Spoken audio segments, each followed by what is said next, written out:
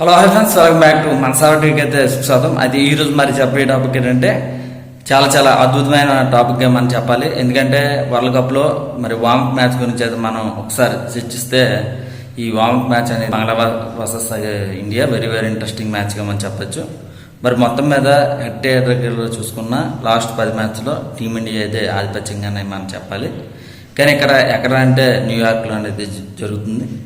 ఎవరి టాస్ గెలుస్తుందో వాళ్ళకి ఖచ్చితంగా సరే బౌలింగ్ అనేది ఎంచుకోవాలి. ఖచ్చితంగా సరే బౌలింగ్ అనేది ఎంచుకుంటే చాలా మెరుగ్గానే మనం చెప్పాలి. ఎక్కువగా ఫాస్ట్ బౌలర్స్ కాబట్టి అక్కడ ఎలా ఉండబోతుంది ఏమిటండి చూడాలి. ఖచ్చితంగా సరే 180, 170, 160 కానీ వచ్చినా సరే కొంచెం కష్టంగా మరి మార్పు ఛాన్స్ ఉంది ఎక్కువగా మనకి కనిపిస్తుంది.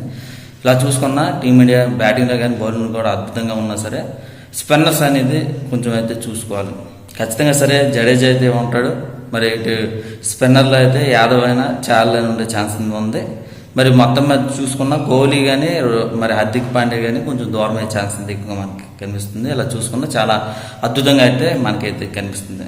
మరి బంగ్లాదేశ్ జట్టుకి అయితే విషయాలకి అయితే వచ్చేస్తే బంగ్లాదేశ్ అయితే కొంచెం దెబ్బకైనా మరి ఉన్నారని చెప్పచ్చు. ఎందుకంటే గతంలో యుఎస్ఏ తోటి జట్టు ఆడిన మ్యాచ్లో మాత్రం ఘోరంగా విఫలమయ్యారని చెప్పచ్చు. మరి బౌలింగ్లో కానీ బ్యాటింగ్లో అయితే కొంచెం అయితే చూసుకోవాలి. మరి ఇలా చూసుకున్న ఇరు వర్గాలు కూడా చాలా బలంగా అయితే ఉన్నారనేది మనం చెప్పాలి. మరి ఇక్కడ బ్యాటింగ్ కానీ బౌలింగ్ కూడా బలం మాత్రం టీమిండియా ఉంది, గెలుపు మాత్రం టీమిండియా అని నాకైతే అనిపిస్తుంది. ఎవరు గెలుస్తారో మరి చూడాలి. మరి డిఫెన్స్ కంపెనీ చాలా ఇంకా సబ్స్క్రైబ్ చేయకపోతే మరి సబ్స్క్రైబ్ మాత్రం మర్చిపోకండి. మరి